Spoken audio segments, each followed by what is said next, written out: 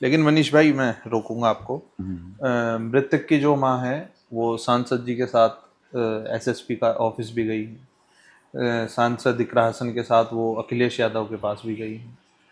और चूंकि social media पे ही हम लोग देखते हैं तो ऐसी चर्चाएं चलती हैं कि माता जी का जो रुख है थोड़ा हसन परिवार की तरफ ज़्यादा है, हम आपकी तरफ थोड़ा। नहीं नहीं क्या नहीं, सच्चाई है? सोच का फर्क है, समझने का फर्क है। मेरी भी बात हुई है उनसे। उनका ऐसा नहीं है कि उनका रुख, आपने उनका लास्ट लास्ट लास्ट वाला इंटरव्यू देखा होगा।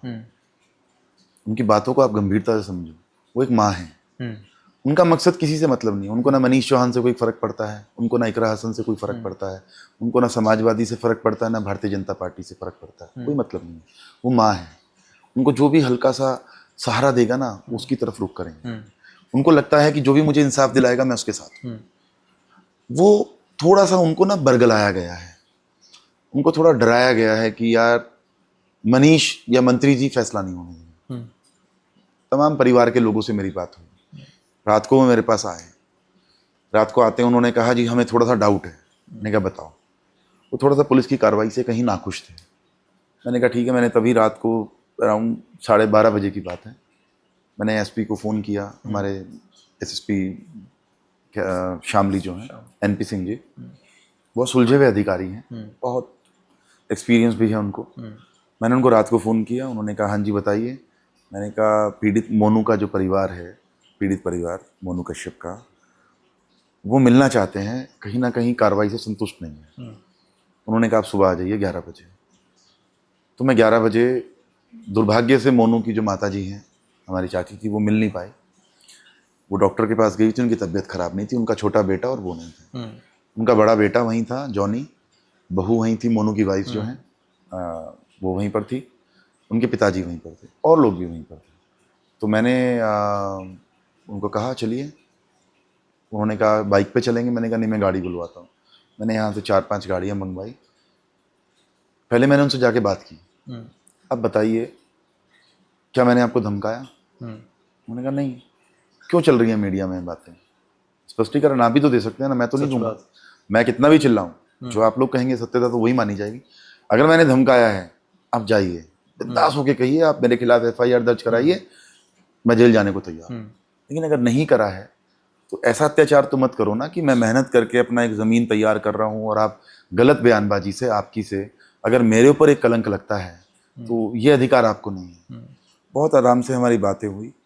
उन्होंने एक्सेप्ट किया, उन्होंने अपनी गलती भी मानी कि ये गलत बात है। मैंने कहा चाची जी ने कहा, कहते हम उनसे बात करेंगे कि वो इस तरह की बात नहीं है, तो तुमने नहीं धमकाया तो नहीं धमकाया। तो मैं उनको लेकर एसएसपी के यहाँ गया। एसएसपी के यहाँ गए, कप्तान साहब ने उनसे बात की। उन्होंने जो जो बातें रखी उन पॉइंट पे सारा डिस्कशन हुआ। और मुझे लगता है कि शायद वो खुद ही मॉनिटर कर रहे हैं, सब कुछ उनके सामने हो रहा है। उनको हर दूसरे दिन पुलिस जो आईओ हैं वो बुला रहे हैं। उनके 2-3 लोग 4 लोग जाते हैं मिलकर, सारी पूरा उन्हीं के मॉनिटरिंग में चल रहा है सब कुछ। किसी नेता का कोई हस्तक्षेप उसमें नहीं है। फिर उसके बाद आते हैं, फिर वो माता जी कहती हैं, हमारी चाची जी, ज़बरदस्ती मेरे परिवार को कैसे भर के ले गए। वो इतने गुस्से में थी, कहने लगी मैं अपने परिवार के खिलाफ एफआईआर दर्ज कराऊंगी, मनीष के खिलाफ कराऊंगी, वो उसको ज़बरदस्ती लेकर गया, ये मेरे बिना कैसे चलेगा। तो देखिए वो तो माँ है, वो परेशान है। वो ये भी भूल गई कि अगर वो आपका बेटा गया है तो आपके पति का भी बेटा है, उसको भी अधिकार है एसपी से बात करने का। बिल्कुल। आपके बेटे का भाई गया है, उनको भी अधिकार है जाके पुलिस में बात करने का।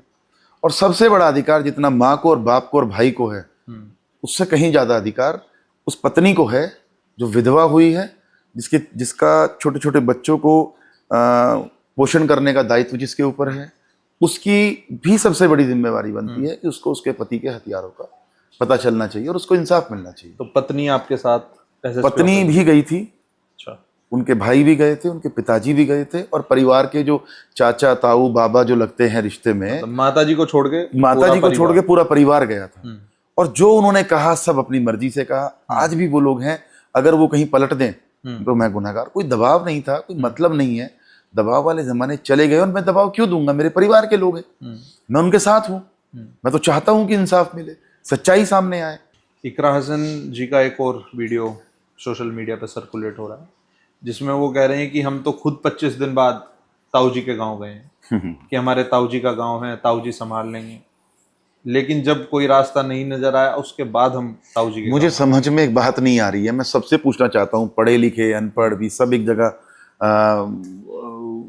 कहते हैं सानी कर रहे हैं। मुझे आप एक बात बताइए, क्या करें इसमें? हम्म, सबको इंसाफ चाहिए, हम्म, सबको सच्चाई सामने लानी है, हमारा क्या रोल है इसमें? बताइए आप, मैं आपसे पूछता हूँ, आप बताइए, दोषी जिन पे शक था उनको पुलिस ने उठा लिया, अरेस्ट हो गए। अरेस्ट हो गए, 302 में अंदर हैं। जिनके नाम और परिवार वालों ने दिए उनको उठा के पुलिस ने पूछताछ कर ली, उनका कहीं कुछ नहीं मिला, तो जबरदस्ती भेजें तो किसको भेजें? अब या तो आप नाम बता दीजिए कि आपको जसाला में कितने लोग जेल भेज रहे हैं, ये बताइए आप। मैं चैनल के माध्यम से आपसे कहता हूं, खुला चैलेंज है, जो भी आपको लगता हो इन्वॉल्व है, आप साबित कराइए कि ये इन्वॉल्व है।